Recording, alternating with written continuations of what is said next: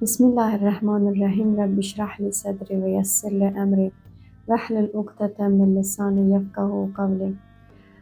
Allahın salam və salavatı olsun Peyğəmbərimizə və onun pak mütəhhər ailəsinə salamlayıram. Dəyərli Mirac VD TV izləyicilərini.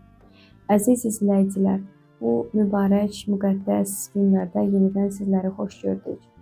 Əziz izləyicilər, mübarək Ramazan ayının 15-də Hz. Peyğəmbərin nəslindən olan və İmamətin ikinci ulduzu İmam Həsən əleyhissalamın mövlud günüdür.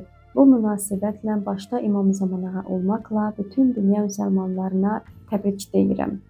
Əziz izləyicilər, istərdim İmam Həsən əleyhissalamın həyatına qısa bir nəzər salaq. İmam Həsən Müctəbə əleyhissalam hicrətin 3-cü ili Ramazan ayının 15-də Mədinə şəhərində dünyaya göz açmışdır. Həzrət İmam Həsən əleyhissalam Hz. Peyğəmbərin dövrünü çox görməmişdi. Təxminən 7 yaşında olarkən Hz. Peyğəmbər şəhadətə çatmışdır. Və sonra isə 30 il müddətində atası ilə birgə yaşamışdır. Və sonra isə atasının şəhadətindən sonra 10 il müddətinə qədər müsəlmanlara rəhbərlik və imamlıq etmişdi, başçılıq etmişdi. Və sonra isə nəhayət hicrətin 50-ci ili Muaviyyənin hiləsi nəticəsində xanımı tərəfindən zəhərlənib şəhadətə qovuşmuşdu. İmam Həsən əleyhissalamın mübarək qəbri Mədinə şəhərinin Bəqi qəbirstanlığında yerləşir.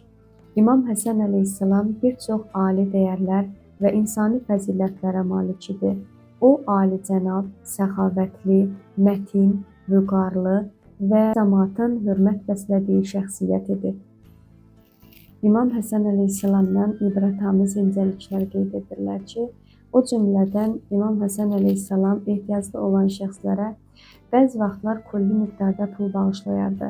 Belə ki, bu insanlarda bu qədər pulu bir dəfəyə bağışlamaq insanları məhtəl və heyran qoyardı. İmam Həsən əleyhissalamın əsasən bu incəliyə diqqət etməsinin səbəbi bu idi ki, ehtiyaclı olan insanı bir dəfəlik ehtiyacsız edərdi. İmkansız şəxs o pulla öz ehtiyacını ödəyər və bundan sonra ehtiyacsız yaşaya bilərdi və eyni zamanda istərsə əlinə sərmayə də gətirə bilərdi. İmam Həsən əleyhissalam kasıba onun bir günlük ehtiyacını ödəməyi rəva görməzdi. Çünki bu halda həmin insan məcbur olub sabahsı günü öz ehtiyaclarını ödəmək üçün ona buna əl uzatmalı idi. Bu səbəbə görə də Həzrət Həsən əleyhissalam külli miqdarda həmin insana pul verərdi ki, bir dəfəlik həmin ehtiyaclarını ödəsin. Və həmçinin Həzrət Həsən əleyhissalamın şəxsiyyətinin ali olmasının səbəbi bir də bu idi ki, heç vaxt ona qədəm qoyan, onun yanına gələn insanı öz evindən əl-boş göndərməzdi. Ya buna çatardı, öz köməyi ilə kömək edərdi, ya da ki, başqalarının vasitə olardı, başqaları ona kömək etsinlər. O, müxtəlif yollarla tədbir görüb, müşkülatı həll edər və insanların ehtiyaclarını ödəyərdi.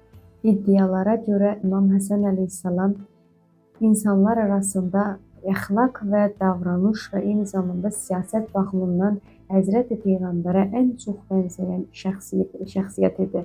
Və bu haqda kainatın fəxri olan Həzrəti Rəsulullah belə nəql edir ki, ey Həsən, sən əxlaq və yaradılış baxımından mənim bənzərimsən. Başqa bir hədisdə qeyd edirlər ki, Həzrəti Peyğəmbər İmam Həsən və İmam Hüseyni ayaqları üzərində otuzdurar və belə buyurardı.